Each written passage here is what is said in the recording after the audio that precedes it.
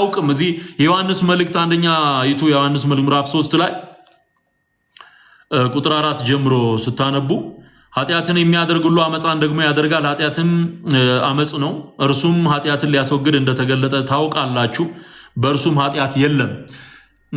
ጴጥሮስም ምዕራፍ 2 ላይ ሲሰድቡት መልሶ አልተሳደበም፣ አልዛተም፣ በጽድቅ ለሚፈርደው ራሱን አሳልፎ ሰጠ በማለት የኢየሱስን ጽድቅ ይናገራል። የዓለምን ኃጢአት የሚያስወግድ የእግዚአብሔር በግ ብሎ ዮሐንስ መስክሮለታል። ስለዚህ ኃጢአት የሌለበት ንጹህ የሆነ ነውር የሌለበት ኢየሱስ ብቻ። ፍጥረት ሁሉ በኃጢአት ተከሷል። ለዚህ ደግሞ ማረጋገጫው ሮሜ ምዕራፍ 3 ከቁጥር 11 ጀምሮ ያለውን ማንበብ በቂ ነው። ስለዚህ እንደው ምንድን ነው የሚለው እሱ ላይ ልሂድና ሮሜ ምዕራፍ 3 ላይ ሁሉ ከፍርድ በታች እንደሆነ ነው የሚያሳየው። ይሄን መቀበልና ማመን ወደ ክርስቶስ እንድትመጣ ሐምብል እንድትሆን ሌሎቹን ነገሮች ሁሉ ትተህ በክርስቶስ ኢየሱስ አምነ ለመጽደቅ ለመዳን ጉልበት ታገኛል፣ አቅም ታገኛል። ሃሌሉያ! ክብር ለኢየሱስ ይሁን። ይሁላችሁ ምን እንደሚል ላንብብላችሁ። ሮሜ ምዕራፍ 3 ላይ ከቁጥር 11 ጀምሮ ስታነቡ ጻድቅ የለም አንድስ እንኳን፣ ጻድቅ የሚባል የለም አንድስ እንኳን። እከሌ ጻድቅ ነው፣ እከሌት ጻድቅ ናት፣ እከሌ ቅዱስ ነው፣ እከሌ ርኩስ ነው የሚባል ነገር የለም። ኤቭሪባዲ ኃጢአተኛ ነው። ሲንፉል ፐርሰናሊቲ ነው ያለው። የወደቀው የአዳም ማንነት አይደንቲቲ ነው ያለው። ይሄን ደግሞ በአንተ በራስህ ታውቀዋለህ፣ እኔ በራሴ አውቀዋለሁ፣ አንቺ በራስሽ ታውቂዋለሽ። አለቅ። ጻድቅ የለም አንድስ እንኳ፣ አስተዋይም የለም፣ እግዚአብሔርን የሚፈልግ የለም። ሁሉ ተሳስተዋል፣ በአንድነትም የማይጠቅሙ ሆነዋል። ቸርነት የሚያደርግ የለም አንድስ እንኳ የለም። አዮ አንድስ እንኳ የለም። ከዛ ቁጥር 19 ላይ ደግሞ ወረዱ። ሮሜ ምዕራፍ 3 ቁጥር 11 ነው አሁን ያነበብኩላችሁ። ቁጥር 19 ደግሞ አፍም ሁሉ ይዘጋ ዘንድ ዓለምም ሁሉ ከእግዚአብሔር ፍርድ በታች ይሆን ዘንድ ሕግ የሚናገር ሁሉ ከሕግ በታች ላሉት እንዲናገር እናውቃለን። ይህም የሕግን ሥራ በመስራት ሥጋ የለበሰ ሁሉ በእርሱ ፊት ስለማይጸድቅ ነው። ኃጢአት በሕግ ይታወቃልና። ኃጢአተኛነትህን የማረጋገጥ ሥራ ነው የሚሰራው። ማን ነው? ሕግ ኃጢአተኛነትህን ማረጋገጥ ነው ስራው። ስታምፕ ነው ወይም ደግሞ እንደ ማህተም። ሕጉ አታመንዝር ስለሚል ስታመነዝር ኃጢአተኛ መሆንህን ያረጋግጣል። ይሄ በሽታ ከውስጥ የሚነቀልልህ በኢየሱስ ስታምን። አዮ ቶሎ የሚከበንን ኃጢአት ይላል መጽሐፍ። ቶሎ የሚከብህን ኃጢአት አራግፈ የጽድቅና ኢየሱስን የመምሰል ህይወት ምትገፋው ምትኖረው ኢየሱስ ክርስቶስን ስታምን ስትቀበል ንስሐ ስትገባ መንፈስ ቅዱስ እየረዳ ወደ ኢየሱስ መልክ ምታድገው። ወደ መፍትሄው ሲሄድ ሐዋርያው ጳውሎስ ሮሜ 3:21 ላይ አሁን ግን ይለው አዮ መፍትሄው አሁን ግን በሕግና በነቢያት የተመሰከረለት ቅድምም ኢየሱስ የሉቃስ ወንጌል ምዕራፍ 24 ቁጥር 47 ላይ በእኔ ስም የኃጢአት ስርየት ከኢየሩሳሌም ጀምሮ ንስሐና የኃጢአት ስርየት እንደሚሰበክ ነግሬያችሁ ነበረ እያለ ሲያስታውሳቸው አንብቤላችኋል። አሁንም ሐዋርያው ጳውሎስ ሚለው አሁን ግን በሕግና በነቢያት የተመሰከረለት የእግዚአብሔር ጽድቅ ያለ ሕግ ተገልጧል። ሕግ ሰጥቶ አይደለም፣ በጸጋ ነው። አሁን የጸጋ ዘመን ነው። ጸጋ ማለት ለሚቀበለው ሰው የማይገባ ግን በነፃ የተሰጠ ስጦታ ማለት ነው። የእግዚአብሔር ጽድቅ ያለ ሕግ ተገልጧል። እርሱም ለሚያምኑ ሁሉ የሆነ በኢየሱስ ክርስቶስ በማመን የሚገኘው የእግዚአብሔር ጽድቅ ነው። በማመን በኢየሱስ ክርስቶስ በማመን የሚገኝ የእግዚአብሔር ጽድቅ። አዮ ሰውየው ምንድን ነው? ኃጢአተኛ። ኢየሱስ ጋር ሲመጣ ግን ምን ይሆናል? ጻድቅ ይሆናል። አበቃ። ተጋድሎ ፈጽሞ አይኑን ጎልጉሎ እግሩን ቆርጦ ጸደቀ የሚባል አሰራር የለም በአዲስ ኪዳን የለም። ኢየሱስ ጋር ሲመጣ ኃጢአተኛነቱን አምኖ ንስሐ ሲገባ ጌታን ሲቀበል ምን ይሆናል? ሰውየው ጻድቅ ይሆናል። ኮምፕሊትሊ ይቀየራል ማለት ነው። መስቀል ላይ የሆነው ይሄንን እኛ በእርሱ ሆነን የእግዚአብሔር ጽድቅ እንሆን ዘንድ ኃጢአት ያላወቀውን እርሱን ስለኛ ኃጢአት አደረገው ነው የሚለው። ለውጥ ነው የተደረገው። ኢየሱስ ስለኛ ያንን ሁሉ መራራ ጽዋ ሲጠጣና ሲሞት የምታየው እኛን ለማዳን ነው። አንተን፣ እኔን፣ አንቺን ለማዳን የዓለምን ሕዝብ ለማዳን። ስለዚህ በእርሱ አምነ የኃጢአት ስርየትና ይቅርታ ትቀበላለህ፣ ንስሐ ትገባለህ፣ ጌታን ትቀበላለህ፣ ትድናል። አለቀ። ለሚያምኑ ሁሉ የሆነ በኢየሱስ ክርስቶስ በማመን የሚገኘው የእግዚአብሔር ጽድቅ ነው። ልዩነት የለምና፣ ላረጋግጥልህ ደግሜ፣ ልዩነት የለምና። በኃጢአተኝነት ልዩነት የለም። እደግመዋለሁ፣ በኃጢአተኝነት ልዩነት የለም። ኃጢአት በመስራት ኤቭሪባዲ ኢዝ ዘ ሴም። ሆስፒታል የተገናኘ በሽተኛ አንድ ሐኪም ያለበት ሆስፒታል ታውቃለህ? በዘመን አንድ ሐኪም ብቻ ያለበት፣ አንድ ሐኪም ብቻ፣ አንድ ዶክተር ብቻ ያለበት ሆስፒታል የእግዚአብሔር መንግስት ናት። ሃሌሉያ! አረ ሃሌሉያ! ይሄ መገለጥ ብዬው አላቅም እኔ ከዚህ በፊት። ክብር ለመንፈስ ቅዱስ ይሁን። አተ ይሄ አስተያየት ሲዘጋ ሰላም አይደል? እየሰማችሁኝ ነው? ቁጭ ብሎ እየኮመኮመ ነው። በቃ እንደውም ከዚህ በኋላ እኔ አልከፍትም፣ ትፈነዳ እንደሆነ አያለሁ።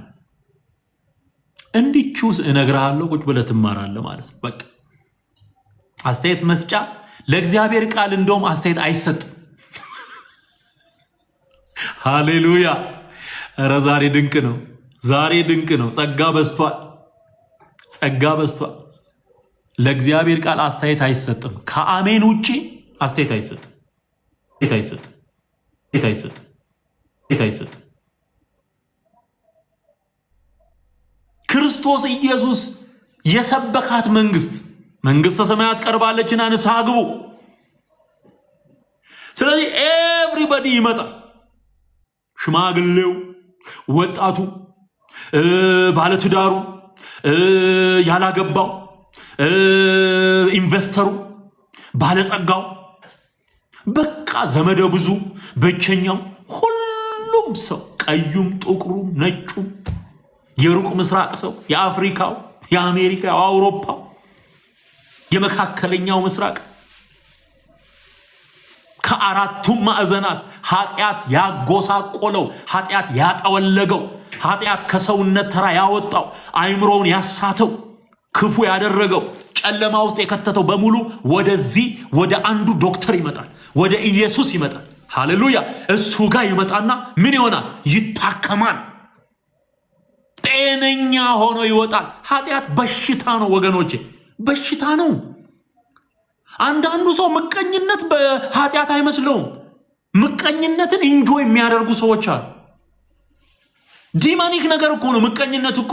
የኢትዮጵያን ሕዝብ የወረረ ዲማኒክ የሆነ የኃጢአት ራስ ነው።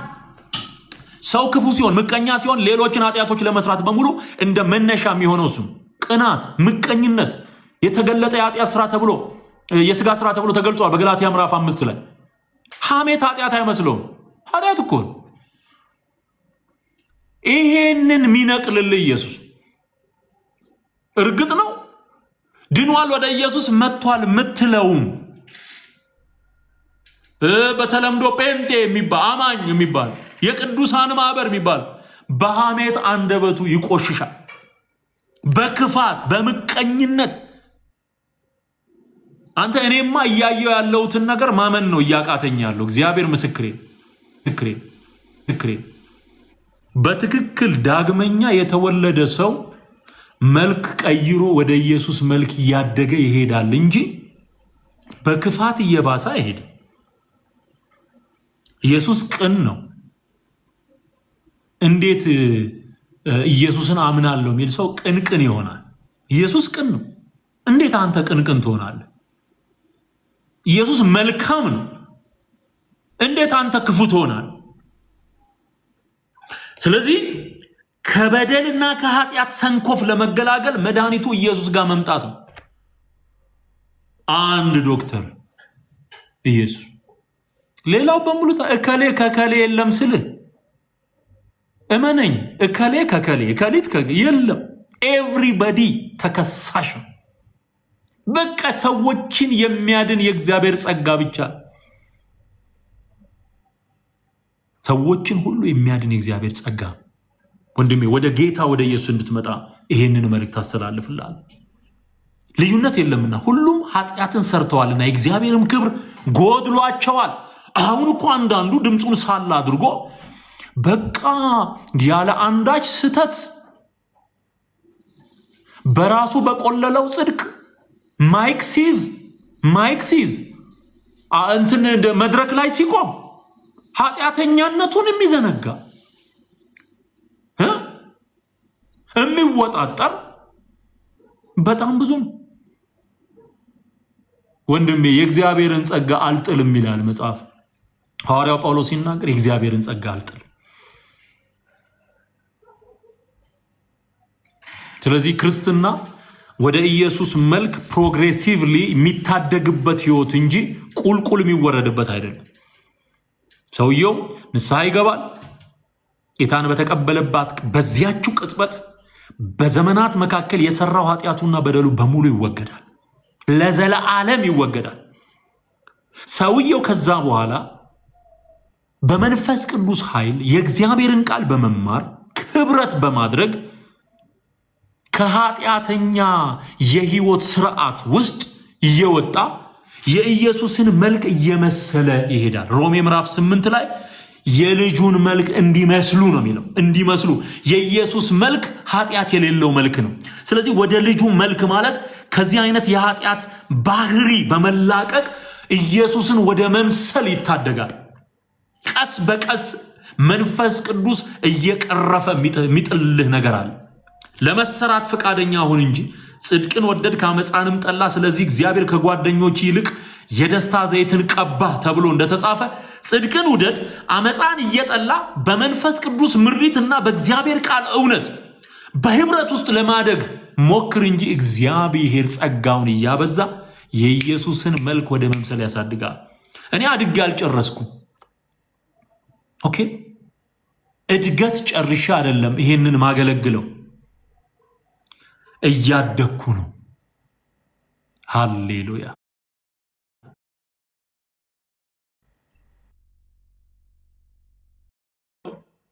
ልጅ እያለሁ እንደ ልጅ አስብ ነበር አለ ጳውሎስ። ጎልማሳ ሆኜ ግን የልጅነትን ጠባይ ሽር ያለዋል። ይሲ ፕሮግሬሲቭ ማለት ይሄ ሂደታዊ የሆነ ለውጥ። ለምሳሌ ጴጥሮስ ሲጠራ አሳ አጥማጅ ነበር። ይሄ አሳ አጥማጅ የነበረው ሰው 3 ዓመት ሙሉ ከኢየሱስ ጋር ቆይቶ ሙልጭ አድርጎ ኢየሱስን የሚክድ ሰው። ለምን?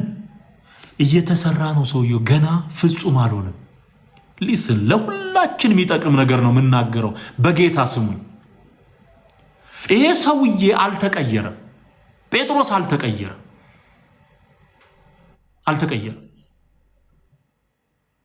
ኢየሱስን አላውቅም ብሎ 3 ጊዜ ካደ። ሰውየውን አላውቅም እያለ ካደ። አይገርማችሁ? ከዛስ ኢየሱስ ከካደው በኋላ ከትንሣኤው በኋላ ተመልሶ መጣ። ጴጥሮስ የዮና ልጅ ስምዖን ሆይ ትወደኛለህ? አይገርማችሁ? የኢየሱስ ልብ አይደንቃችሁም? በእኛ ማንነት ላይ አይደለም የሱ ማንነት የተመሰረተው። የሱ ፍቅር፣ የሱ ቸርነት፣ የሱ ምህረት፣ የሱ ማዳን ባንተ አይደንቲቲ ላይ አይደለም የሚመሰረተው፣ በራሱ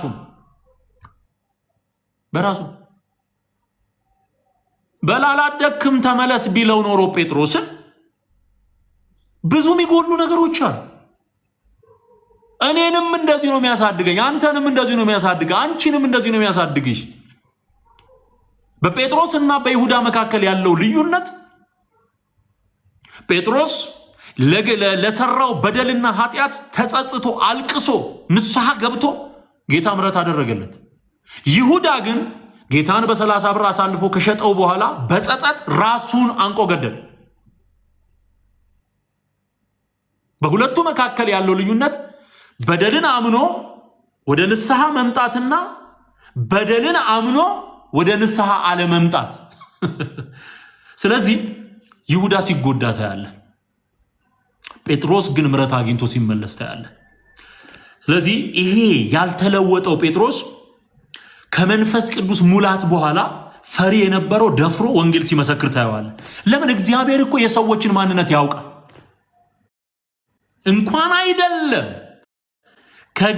ጌታን ከማወቅህ አስቀድሞ ይቅርና ጌታን ካወቅክ በኋላ ራሱ ሂደታዊ ነው ማለት ነው። እድገቱ ሂደታዊ ነው፣ ቀስ በቀስ እንደውም እኮ እናብለጨልጫለን ይላሉ እኮ ገና ወደፊት። ይሄ በተለይ ስጋችን ትንሣኤን ሲያገኝ ሲዋጅ እንደ ክርስቶስ አይነት ማንነት ሲኖረን ከትንሣኤ በኋላ እኮ እናብለጨልጫለን፣ ከክብር ወደ ክብር እንለወጣለን።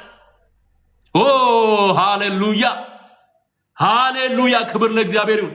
ስለዚህ የኃጢአት ስርየትና ይቅርታ በክርስቶስ ኢየሱስ በማመን ብቻ ነው። አለቅ፣ ሌላ መንገድ የለውም። ብራዘር፣ እድሜ ዘመንህን ስትለፋ ብትኖር፣ ሃይማኖታዊ ስርዓት ብትፈጽም ማንም ሊያድንህ አይችልም ከኢየሱስ ውጪ።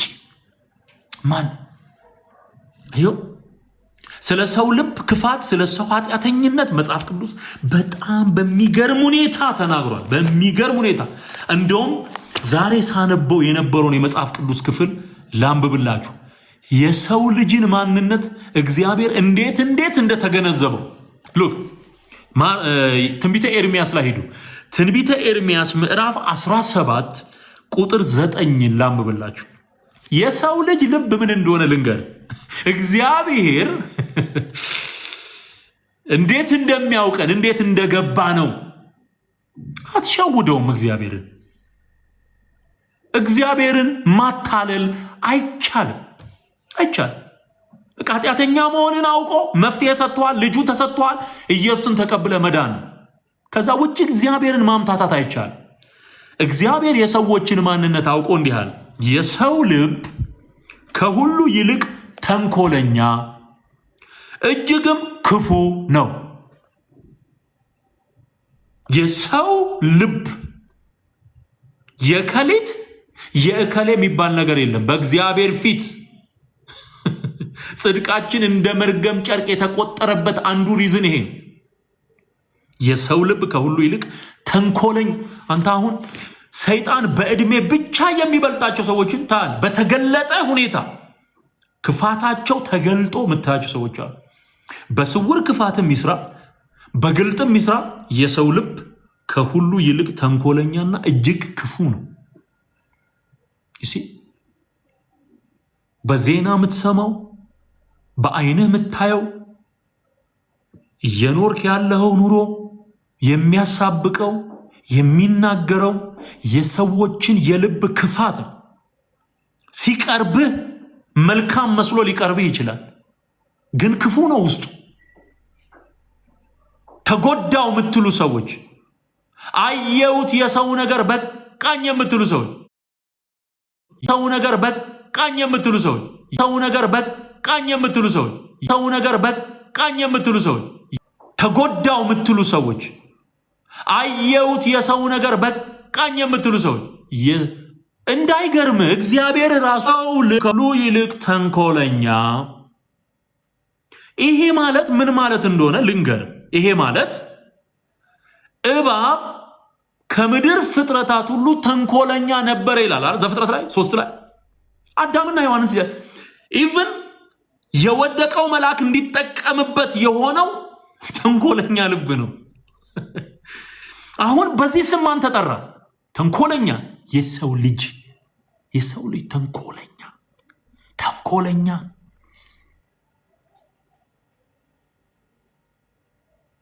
በጌታ በኢየሱስ ክርስቶስ።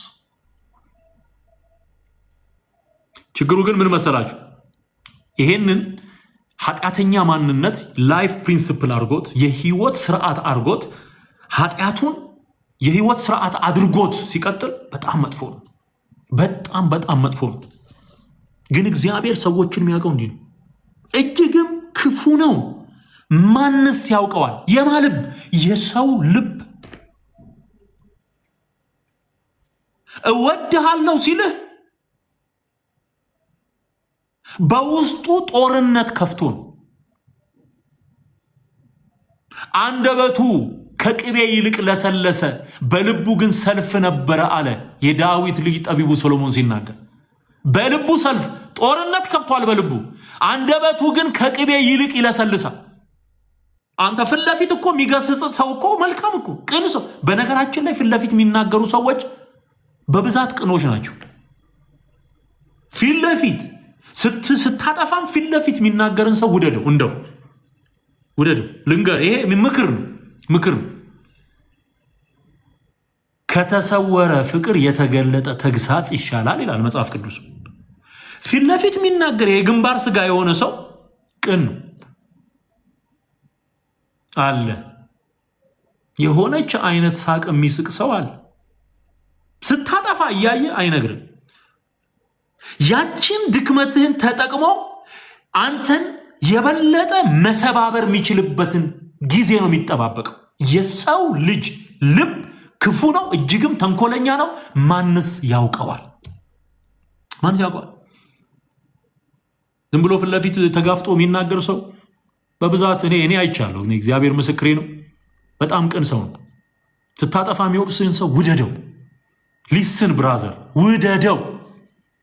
ውደደው። ከጀርባ በጩቤ ከሚወጋ ተደብቆ አንተን ሲያገኝ ወዳጅ፣ ዞር ስትል ጠላት፣ ዞር ስትል ፍቅሩም ጥላቻውም የሚገነፍል ወዲያው የሚገነፍል ፍቅሩም ጥላቻውም ወዲያው ነው። ከመቼው ትላለህ አንተ? ከመቼው ልበልህ ወንድሜ? መርዝ ነዋ። መርዝ ነው። የሰው ልብ ከሁሉ ይልቅ ተንኮለኛ እጅግም ክፉ ነው፣ ማንስ ያውቀዋል? እኔ እግዚአብሔር ለሰው ሁሉ እንደ መንገዱ እንደ ስራው ፍሬ እሰጥ ዘንድ ልብን እመረምራለሁ ኩላሊትንም እፈትናለሁ ይላል የሰራዊት ጌታ እግዚአብሔር። ተሰብሬያለሁ፣ ተጎድቻለሁ ምትሉ ማይፈርድ እንዳይመስልሽ እህቴ፣ ማይፈርድ እንዳይመስል ወንድሜ፣ እግዚአብሔር ቆጥሮ የሚከፍል አምላክ ነው። ቆጥሮ ይከፍላል። በልቡ ሰልፍ ያኖረውን ቂም፣ ጥላቻ፣ ተንኮል የያዘውን እግዚአብሔር ያውቃል፣ ያያል። አትሸውደውም። እግዚአብሔርን አታታልል። እግዚአብሔር ሰው አይደለም። ኢየሱስ በተገለጠበት እንኳን ማንነት በምድር ላይ የዮሐንስ ወንጌል ምዕራፍ 2 ላይ እንደተጻፈው ኢየሱስ ሰዎችን ሁሉ ያውቃቸው ስለነበር ማንም ስለ ሰው መጥቶ እንዲነግረው አይፈልግም። ያውቃቸዋል። ሰዎችን ሁሉ ያውቃቸዋል። ትዝታው ማን ነው? እግዚአብሔር ያውቃል። አንተ ማነህ? እግዚአብሔር ያውቅሃል። አንቺ ማነሽ? እግዚአብሔር ያውቅሻል። የትኛውም ሰው ስላንተ ካለው ግንዛቤ ይልቅ እግዚአብሔር በጠራ ሁኔታ ያውቅሃል፣ ያውቀናል። ክብር ለእግዚአብሔር ይሁን። ሃሌሉያ። ሰው ሳያውቀኝ ቀድሞ አወቀኝ፣ አትፍራ ልጄ የኔነ ያለኝ፣ ውስጤ ልቤን የጣልኩበት እግዚአብሔር ነው። ያኔ በመከራ የደገፈኝ፣ ሳለቅስ እንባዬን ያበሰልኝ፣ የቅኖች አምላክ እግዚአብሔር አባቴ ነው። ሰው ሳያውቀኝ ቀድሞ ያወቀኝ፣ አትፍራ ልጄ የኔነ ያለኝ፣ ውስጤ ልቤን የጣልኩበት እግዚአብሔር ነው። ያኔ በመከራ የደገፈኝ ሳለቅስ እንባዬን ያበሰልኝ የቅኖች አምላክ እግዚአብሔር አባቴ ነው። ክብር ለኢየሱስ ይሁን። ሰው ሳያውቀን በዘላለም ዕውቀቱ ያወቀን በእጁ መዳፍ የቀረጸን ስሙ ይባረክ። ስለ ራስህ ለማስረዳት ብዙ አትቸገር። ልብህን ለማብራራት ብዙ አትጨነቅ። ቅንና መልካም ሰው ሁን። በጎነትህ በጊዜ ሂደት ይገለጣል። እግዚአብሔር በሚፈርደው ፍርድ ይገለጣል። ልብህ ውስጥ ያለውን ስለሚያውቀው ማለት ነው። ጌታ ስለሚያውቀው በምን ሞቲቭ ነው የምታደርገው የሚለውን ያውቀዋል። በምን ሞቲቭ ነው፣ በምን አይነት ተነሳሽነት ነው የምታደርገውን ነገር የምታደርገው። በቃ ይሄንን እግዚአብሔር አበጥሮ ያውቋል። ስለዚህ ልብንም ኩላሊትንም እመረምራለሁ አለ።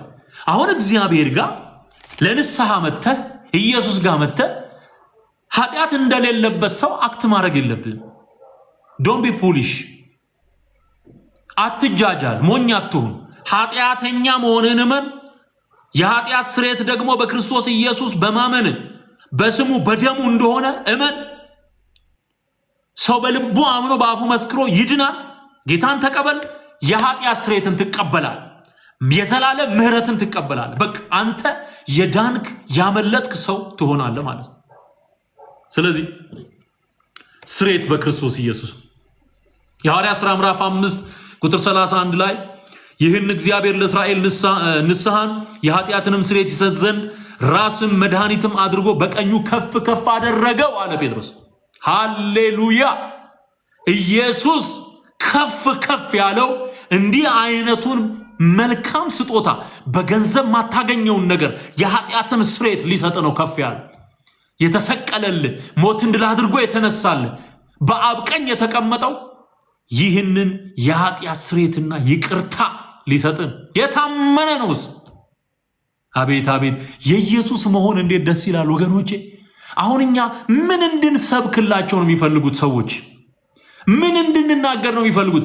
ከኢየሱስ ውጪ የኃጢአት ስርየት ሊሰጥ የሚችል ማንን በላቸው? ማንን በላቸው? ስለማን እንንገራችሁ? ወንጌል እንድትሰሙ የሰማችሁትን አምናችሁ እንድትቀበሉ ስለማን እንንገራችሁ? ከዚህ ውጪ ወንጌል አለ ወይ? ከኢየሱስ ውጪ የኃጢአት ስርየትና ይቅርታ የሚገኝበት አካል አለ ወይ? የለም፣ የለም። ና ወደ ኢየሱስ። ዘመኑ አልቋል። በቀረህ ዕድሜ ኢየሱስን መስለን ልትኖር እንጂ በዕድሜህ እንዳታላግጥበት እግዚአብሔር ይጠራል። ያለፈው ዘመን ይበቃል ይላል መጽሐፍ። ያለፈው ዘመን ይበቃል። እንደፈለግን የኖርንበት ያለፈው ዘመን ይበቃል። ስለዚህ ይህን እግዚአብሔር ኢየሱስን ማለት ነው እግዚአብሔር ለእስራኤል ንስሐን የኃጢአትንም ስርየት ይሰጥ ዘንድ ራስም መድኃኒትም አድርጎ በቀኙ ከፍ ከፍ አደረገው። መድኃኒት ነው እሱ። አየው፣ ራስም የቤተ ክርስቲያን ራስም የፍጥረት ሁሉ መድኃኒት። አንድ ዶክተር፣ አንድ መድኃኒት ኢየሱስ። ራሱ ዶክተር ነው፣ ራሱ መድኃኒት። ኦ ሃሌሉያ! በቆርኔሌዎስ ቤት ሐዋርያው ጴጥሮስ የመሰከረው ሌላው ምስክርነት ሐዋርያት ሥራ ምዕራፍ 10 ላይ ከቁጥር 43 ላይ ተጽፏል። እንዲህ ይላል፣ በእርሱ የሚያምን ሁሉ በስሙ የኃጢአቱን ስርየት እንዲቀበል ነቢያት ሁሉ ይመሰክሩለታል ይላል። የሐዋርያት ሥራ ምዕራፍ 10 ቁጥር 43። እንደውም ይገርማችኋል ስታነቡት ይህን የሐዋርያት ሥራ ምዕራፍ 10ን በዛ ቤት ውስጥ ይህንን ምስክርነት ጴጥሮስ ሲያውጅ በቤቱ ውስጥ የነበሩ በሙሉ በመንፈስ ቅዱስ ኃይል ተሞሉ ይላል። ይሄ አሁን ያነበብኩላችሁን በእርሱ የሚያምን ሁሉ በስሙ የኃጢአቱን ስርየት እንዲቀበል ነቢያት ሁሉ ይመሰክሩለታል ብሎ ሲናገር በቤት ውስጥ የነበሩ ሁሉ በመንፈስ ቅዱስ ኃይል ተሞልተው ትንቢትና በልሳን መናገር ጀመሩ። ትንቢት መናገር ጀመሩ። በልሳን መናገር ጀመሩ። በማ ተሞልተው? በመንፈስ ቅዱስ ተሞልተው። ይህ ሲነገር ነው ፍጥረት ሚድነው። የኢየሱስ አዳኝነት ሲነገር ነው በመንፈስ ቅዱስ ሰዎች የሚሞሉት።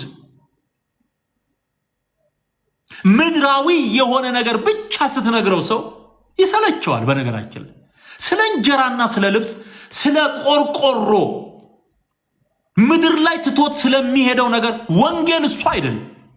ወንጌል በኢየሱስ በማመን የሚገኝ የዘላለም ሕይወት እንደሆነ መንገር፣ ስለ ኃጢአታችን የሞተው ኢየሱስ እንደሆነ፣ ሞትን ድል አድርጎ የተነሳው በመንፈስ ቅዱስ ኃይል የተነሳው እሱ እንደሆነ፣ ወደ አብ ወደ አባቱ ያደረገው በአብ ቀኝ የተቀመጠው እሱ እንደሆነ፣ ዳግመኛ ተመልሶም የሚመጣው ለፍርድ ተመልሶ የሚመጣው እሱ እንደሆነ መናገር ነው፣ ማወጅን። ከሞት በኋላ ሕይወት እንዳለ በክርስቶስ ያመኑ ሁሉ በስብሰው ሞተው እንደማይቀሩ የሕይወት ትንሣኤን እንደምንነሳ መናገር ነው ወንጌል። ይሄ ሲነገር ሰዎች በመንፈስ ቅዱስ ይሞላሉ። ለምንድን ነው መንፈስ ቅዱስ እንደ ራቃት ቤተ ክርስቲያን በዚህ ዘመን በግልጥ ድርቅ ያለ ክችች ያለ ነገር የምታየው? ለምንድን ነው? ወንጌል በኃይልና በስልጣን ስለማይነገር። ሰባኪው ቆሞ ስለ ምድራዊ ብልጽግና፣ ስለ ምድራዊ ሀብት ብቻ ትጠረምሳለ፣ ትጥሳለ የሚል ነገር እየበዛ እውነተኛው ወንጌል ሳይነገር እየደበዘዘ ስላለ ሰዎች በመንፈስ ቅዱስ አይሞሉም። ሰዎች የጸጋ ስጦታን አይቀበሉም። ወንጌል ሲነገር በመንፈስ ቅዱስ ይሞላሉ። አዮ የሐዋርያት ሥራ ምዕራፍ 13 ላይ ቁጥር 38 የሐዋርያት ሥራ ምዕራፍ 26 ቁጥር 7 ይህንን ሐዋርያቱ ከፍ አድርገው ሲመሰክሩ እንመለከታለን። ሌላው ኤፌሶን ምዕራፍ 1 ቁጥር 7 ላይ ሐዋርያው ጳውሎስ ምን ይላል? በውድ ልጁም እንደ ጸጋው ባለጠግነት መጠን በደሙ የተደረገ ቤዛነታችንን አገኘን፣ እርሱም የበደላችን ስርየት ይላል። ኤፌሶን ምዕራፍ 1 ቁጥር 7 ላይ በደሙ የተደረገ ቤዛነትና የኃጢአት ስርየት በክርስቶስ ኢየሱስ ተቀብለናል። በውድ ልጁ። ከዚህ ውጪ የኃጢአት ስርየት አትቀበሉ። ከኢየሱስ ውጪ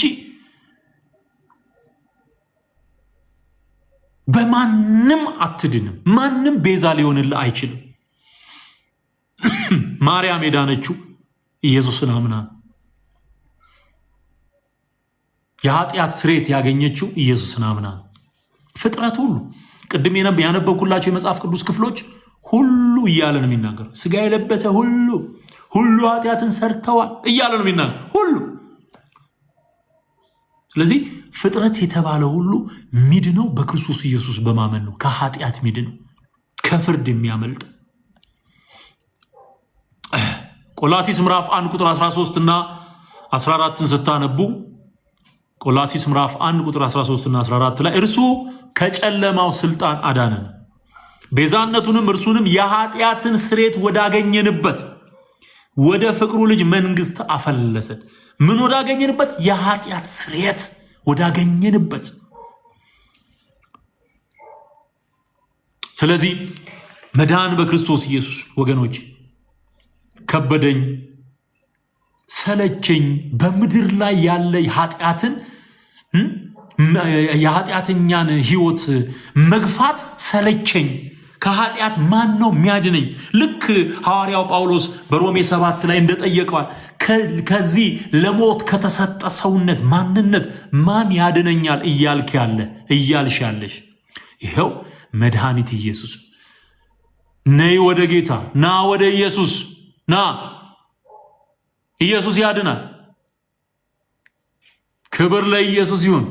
ንስሐ ብትገባ ደሙ ያነጻሃል፣ ፍህም ኢየሱስ ይወድሃል። የዘላለም ሕይወት ረፍት ለሚሻ ሰው አማራጭ የሌለው መንገድ ኢየሱስ ነው። ኢየሱስ ጌታ ነው ብለ በአፍ ብትመሰክር አሜን። ከሞት መነሳቱን ደግሞ በልብ ብታመን አሜን። ሰው በልቡ አምኖ ይጸድቃል፣ በአፉ መስክሮ ይድናል። የዘላለም ሕይወት አለው፣ ከኢየሱስ ጋር ነግሶ ይኖራል። የእግዚአብሔር ቅናት ይህንን አድርጓል፣ የእግዚአብሔር ፍቅር ይህንን አድርጓል።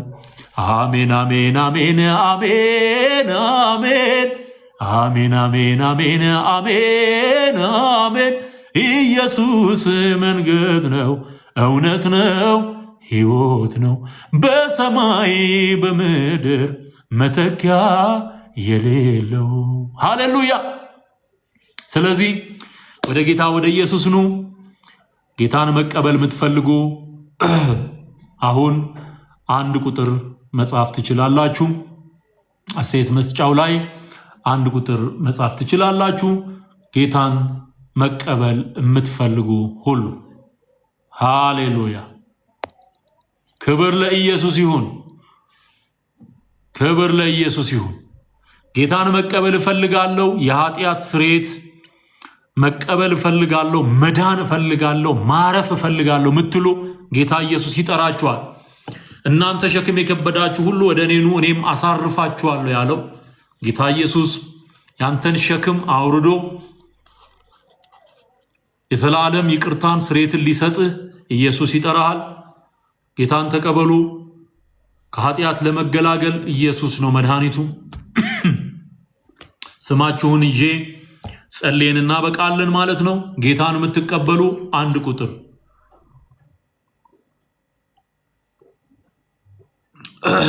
ሃሌሉያ። ምስጋና ለእግዚአብሔር ይሁን። ታሬ እንኳን ደህና መጣ ታሬ። እሺ ታሬ እንኳን ደህና መጣ። ስማችሁን ይዛለሁኝ። ጌታን የምትቀበሉ ኑ ወደ ኢየሱስ። ዛሬ ቀኑ ፌብሩዋሪ 20 ነው 2026። እሺ ታሬ ሁለተኛ ኪበኪ እንኳን ደህና መጣችሁ። ጌታ ኢየሱስ ይወዳችኋል። ጌታን መቀበል የምትፈልጉ ኑ ወደ ጌታ ወደ ኢየሱስ። ጸልየን እናበቃለን። ክብር ለኢየሱስ ይሁን። ሃሌሉያ።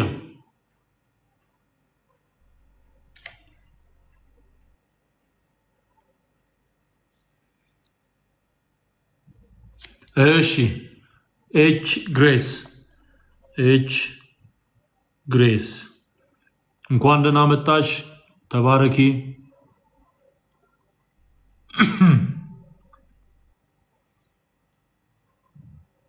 ሃሌሉያ። ጸልዩ። እዚህ ውስጥ ያላችሁ አማኞች እስራት እንዲፈታ ወደ ጌታ ለመምጣት ድፍረት እንዲያገኙ ጸልዩ። እግዚአብሔር እየረዳን ነው። በእውነት ሰሞኑን በጣም ብዙዎች ወደ ጌታ መንግስት እየተጨመሩ ነው ያሉት። እኔም በጣም ደስተኛ ነኝ። ጠላትም ደግሞ እንዲህ አይነቱ ስራ ሲሰራ ያው ይንጫጫል። ብዙ ነገር ነው ለማድረግ የሚፈልገው፣ አይሳካለትም። በረከት እንኳን ደህና መጣ። በረከት ይሄ እንኳን ደህና መጣ ወንድማችን፣ እንወድሃለን።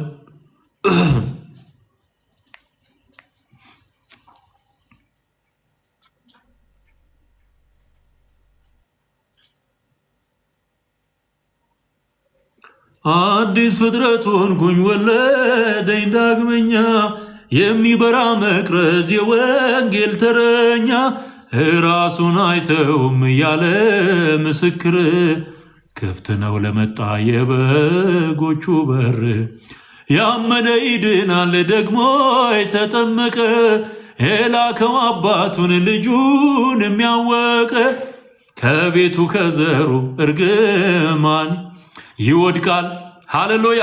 እርግማን በነገራችን ላይ የሚወድቀው በኢየሱስ ስታምን። በመንፈስ ታትሞ መንግስቱን ይወርሳል። አየው እርግማን የሚወድቀው መንፈስህ፣ ነፍስህ፣ ስጋ ነፃ የሚወጣው ኢየሱስን ስታገኝ። ሃሌሉያ። ኑ ወደ ጌታ። አንድ ቁጥር ጻፉልኝ። ጌታን መቀበል የምትፈልጉ፣ ከኃጢአት በሽታ ነፃ መውጣት የምትፈልጉ፣ ከሱስ ወደ ኢየሱስ። ሃሌሉያ።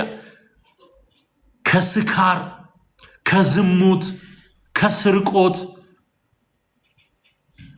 እግዚአብሔር ፊት ነውር ከሆኑ ነገሮች ነፃ የምትወጣው ኢየሱስ ሲረዳ ነው ወንድሜ። ኢየሱስ ሲረዳ። ሃሌሉያ። ና ወደ ጌታ ወደ ኢየሱስ ና።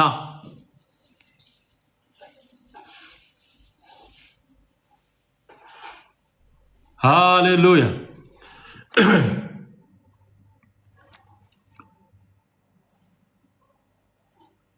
ስንቱን አዳነ ጌታ ኢየሱስ። ስንቱን ነፃ አወጣ። እኔ ወደ አሳረፈኝ ጌታ ነው ምጠራ። እኔን ያሳረፈኝ እሱ፣ እኔን የረዳኝ እሱ። ሃሌሉያ። ኢየሱስ ሃይማኖት አይደለም፣ ሕይወት ነው፣ መንገድ ነው፣ እውነት ነው። ወደ ጌታ ወደ ኢየሱስ ነው። አሜን አሜን። ክብር ለጌታ ይሁን። ሃሌሉያ።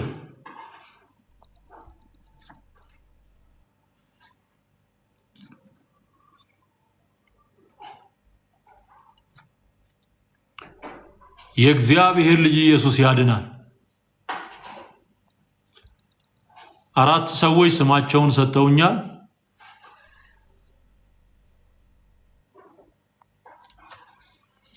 ታሬ፣ ኪበኪ፣ ግሬስ እና በረከት።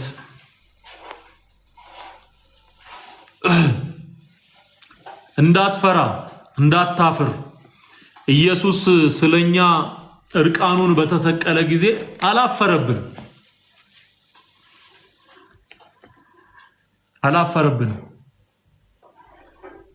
በሰው ፊት የሚያፍርብኝ በአባቴና በመላእክት ፊት አፍርበታለሁ።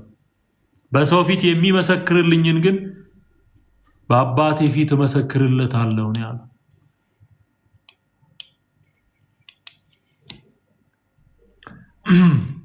ኑ ወደ ጌታ ወደ ኢየሱስ። ኢየሱስ ይመጣል። ተዘጋጅተህ ተጠብቅ። እያየን ያለነው በምድራችን ላይ የሆነ ያለው ነገር በሙሉ የዚህን ዓለም ፍጻሜ ምልክት ጌታ የተናገረውን በሙሉ እያየን ነው፣ እየሰማን ነው። በቴሌቪዥን የምታዩት፣ በሶሻል ሚዲያ የምታዩት፣ በጆሮአችሁ የምትሰሙት ነገር በሙሉ በጣም በጣም ከባድ የሆኑ ምልክቶች እየተፈጸሙ ነው ያሉት። ከባድ የጦርነት አዋጆች፣ ነጋሪቶች፣ ህዝብ በህዝብ ላይ፣ መንግስት በመንግስት ላይ መነሳቱ፣ ጦርንና የጦርን ወሬ ትሰማላችሁ ብሎ የነገረን፣ ቸነፈር፣ ረሃብ፣ በሽታ፣ የምድር መናወጥ በልዩ ልዩ ስፍራ፣ ጎርፎ አደጋ፣ የተፈጥሮ አደጋ፣ ሰው ሰራሽ አደጋ፣ እነዚህ በሙሉ የመጨረሻው ዘመን መሆኑን ያሳብቃሉ። በዚህ ዘመን ብልህ ሰው፣ ብልጥ የሚባል ሰው፣ የገባው የሚባለው ኢየሱስ ክርስቶስን የተቀበለ ኃጢአትን እርግፍ አድርጎ ወደ ጌታ የመጣ በቃኝ ከዚህ በኋላ እኔ ያንተ ነው መሆን የምፈልገው ብሎ የመጣ ሰው ነይ ወደ ኢየሱስ፣ ና ወደ ኢየሱስ። ያድናል፣ ይታደጋል። የኔ ጌታ ምሕረቱ ብዙ ነው፣ ይምርሃል ወንድሜ። የኔ ኃጢአት ምሕረት አይመጥነውም፣ እግዚአብሔር እንዴት ይቅር ይለኛል የምትሉ ሰዎች አሉ። እንዴት አይልህ? ልጁን እኮ አሳልፎ የሰጠህ አንተን ለማዳን፣ እኔን ለማዳን፣ አንቺን ለማዳን። እግዚአብሔር መሐሪ ነው፣ እግዚአብሔር ይቅር ባይ ነው፣ እግዚአብሔር ፍቅር ነው። ና ወደ ኢየሱስ፣ ና ወደ ኢየሱስ። ይምርሃል፣ ኃጢአትህን በጥልቁ ይጥለዋል። አቤት የኔ ጌታ ስንቱን ሰው አደረገው አይደል እንዴ? ስንቱን ሰው አደረገው። ምስክርነቶች ሰማላችሁ አይደል? ምስክርነቶች አሁን በሶሻል ሚዲያም በጣም በብዙ ቴሌቪዥኖች ላይ የሰዎች ምስክርነት እንዲነበርኩኝ እግዚአብሔር ግን ከዚህ ውስጥ አወጣኝ የሚሉ ሰዎች። እሺ ምህረቱ ኃይሌ እንኳን ደህና መጣ። ጻድቅ ነበርኩ ብሎ የሚመሰክር ሰው ሰምታችሁ ታውቃላችሁ? ኖ ከድካም እግዚአብሔር የገላገላችሁ የትኛውም አገልጋይ በለው ፓስተር በለው ምእመን በለው በምንም አይነት ጸጋ የተቀባ በለው ትላንትናው ቆሻሻ እደግመዋለሁ፣ ትላንትናው ቆሻሻ አራግፎ ነው ጌታ አገልጋዩ ያደረገው። ስለዚህ እኔን ከማረኝ ጌታ አንተን እንዴት አይምርህም? እኔን ይቅር ካለኝ እንዴት አንተን ይቅር አይልህም? እኔ ምሕረት የተቀበልኩ ነኝ። እኔ የዳንኩ ነኝ። እኔ ጸጋው ያዳነኝ ነኝ። ምዘምረው ስለዚህ ጸጋ ነው። ምሰብከው ስለዚህ ጸጋ ነው። እኔን ከረዳኝ ጌታ እንዴት አንተን አይረዳህም? ወንድሜ እኔን ከተረዳኝ እንዴት አንተን አይረዳህም? ኦ ሃሌሉያ! አቤት ምሕረት እንዴት ታላቅ ነው! አቤት ምሕረት እንዴት ታላቅ ነው! መስፈሪያ የለው መለኪያ የለው። እንዴት ታላቅ ነው! እንዴት ታላቅ ነው! ሃሌሉያ!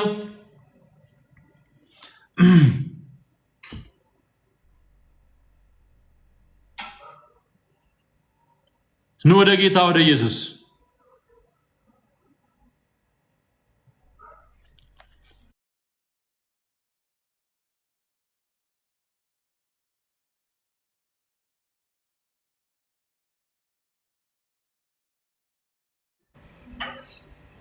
ምሕረት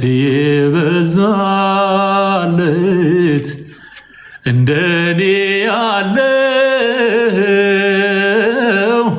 እንደኔ ያለው አቤት ጸጋህ የበዛለት እንደኔ ያለው እንደኔ ያለው እንደኔ ያለው ያመስግንህ እንጂ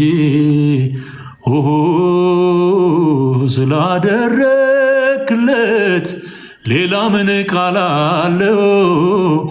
ሌላ ምን ቃል አለው?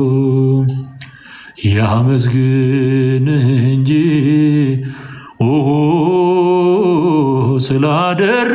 ስላደረክለት ሌላ ምን ቃል አለው?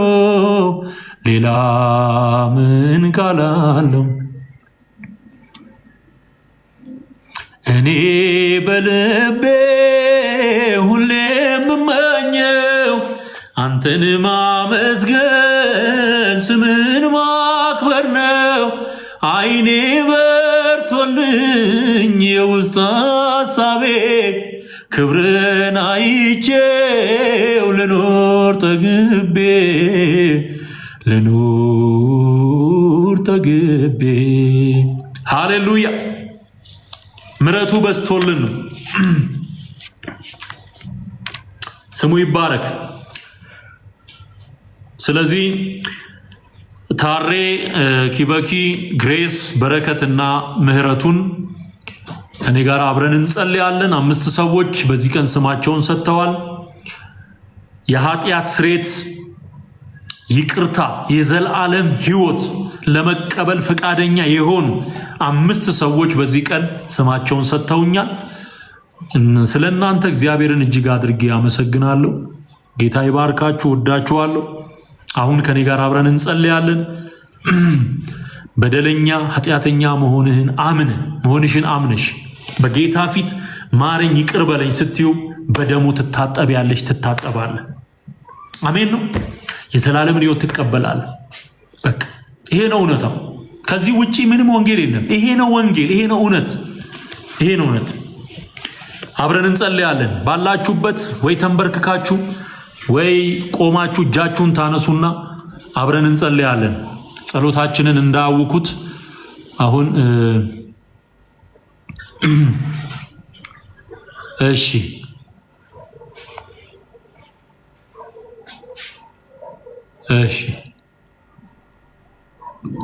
አብረን እንጸልይ። አሁን ጌታዬና አምላኬ በሉ። መድኃኒቴ ኢየሱስ ክርስቶስ ሆይ አንተ የሕያው የእግዚአብሔር ልጅ ነህ። እኔን ለማዳን በቀራንዮ በመስቀል ላይ እንደተሰቀልክልኝ እንደሞትክልኝ ሞትን ድል አድርገህ በሦስተኛው ቀን በመንፈስ ቅዱስ ኃይል እንደተነሳህልኝ በልቤ አምኛለሁ፣ በአፌም እመሰክራለሁ። ጌታ ሆይ እኔ ኃጢአተኛ ነኝ፣ አንተ ግን ጽድቄ ነህ። በሕይወት ዘመኔ ሁሉ የሠራሁትን በደልና ኃጢአቴን ይቅር በለኝ፣ በንጹሕ ደምህ እጠበኝ፣ ስሜን በሕይወት መዝገብ ጻፍልኝ። ከዚች ቀንና ሰዓት ጀምሮ አንተን የሕይወቴ መድኃኒት፣ የሕይወቴ ጌታ፣ የሕይወቴ ቤዛ መሆንህን አምኜ ተቀብዬሃለሁ። ልጅህ አድርገህ ስለተቀበልከኝ አመሰግንሃለሁ። ጌታዬ ኢየሱስ እወድሃለሁ። የዚህን ዓለም ገዢ ሰይጣንንና መንግስቱን ክጃለሁ። ከዛሬ ጀምሮ የጌታ የኢየሱስ ክርስቶስ ሆኛለሁ። ኢየሱስ ጌታ፣ ኢየሱስ ጌታ፣ ኢየሱስ ጌታ። ሃሌሉያ! ክብር ለእግዚአብሔር ይሁን። ዛሬ ፌብሩዋሪ 20 2026 5 ሰዎች የኃጢአት ስርየትና ይቅርታ በእርሱ በክርስቶስ ኢየሱስ ብቻ መሆኑን ተሰብኮላቸው አምነው ጌታን ተቀብለው ድነዋል። ክብር ለኢየሱስ ይሁን። ጸልይላችሁና እናበቃለን። መመክራችሁ መጽሐፍ ቅዱሳችሁ እንድታነቡ እንድትጸልዩ ጤናማ የወንጌል ትምህርት ባላቸው አብያተ ክርስቲያናት ታቅፋችሁ ህብረት እንድታደርጉ እመክራችኋለሁ። የመሰረታዊ ክርስትና ትምህርት፣ የደቀ መዝሙርነት ትምህርት እንድትማሩ ወደ ክርስቶስ ኢየሱስ መልክ ማደግ እንዲሆንላችሁ ከእግዚአብሔር ቃል ጋር ያላችሁን ቁርኝት እንድታጠብቁት በጌታ ፍቅር እመክራችኋለሁ። እና እንኳን ጌታ ረዳችሁ። ይሄ ትልቅ ውሳኔ ነው። ዛሬ ህይወታችሁን ለክርስቶስ ሰጥታችኋል። ከዚህ ቀን ጀምሮ የእናንተ ህይወት በኢየሱስ እጅ ነው። ወደ እኔ የመጣውን ከቶኑ ወደ ውጭ አላወጣም ብሎ የተናገረው ጌታ ኢየሱስ ነው። ስለዚህ ጸልይላችኋለሁ። አሁን ጌታ ሆይ ስምህ ይባረክ። ስለረዳህን ተመስገን፣ ስላገዝከን ተመስገን። በዚህ ቀን በአንተ አምነው በስምህ ኪዳን ያደረጉ በክርስቶስ ኢየሱስ ደም እታጠባለሁ ብለው አምነው ኃጢአተኛ መሆናቸውን አምነው ወደ አንተ ቀርበው ስርየት ስለተቀበሉ ስለነዚህ 5 ወገኖቼ አመሰግንሃለሁ። መባረክን ባርካቸው፣ መንገዳቸውን አቅና፣ እንዲጸኑ፣ እንዲበረቱ፣ እንዲያድጉ በመንፈስህ እንድትሞላቸው ጸልያለሁ። በጸጋህ እንድታከብራቸው ጸልያለሁ። ከቤተሰብ ሲወርድ ሲዋረድ የሚመጣ ኮተት፣ የአዶ ከብሬ፣ የዛር የአውሊያ መንፈስ፣ የድብትርና የጥንቁልና አሰራር ሁሉ ከህይወታቸው ላይ ከነፍስ ከመንፈስ ከስጋቸው ላይ አሁን በስም ስልጣን ይገፈፍ፣ ከዘራቸው ላይ ይገፈፍ። በናዝሬቱ ጌታ በኢየሱስ ክርስቶስ ስም የትኛውም አይነት የጠላት አሰራር ሁሉ የፈረሰ ይሁን። አሜን የሚሉ በዚህ ጉባኤ መካከል ያሉ በተመሳሳይ ችግር ውስጥ ያሉ ሁሉ ከላያቸው ላይ ይህ የርኩሳን መናፍስት አሰራር የተገፈፈ ይሁን። ነፃ ይውጡ በናዝሬቱ ጌታ በኢየሱስ ስም። ለሌሎች መዳን ምክንያት እንድታደርጋቸው ጸልያለሁ። ወንጌል መስካሪዎች እንዲሆኑ ጸልያለሁ።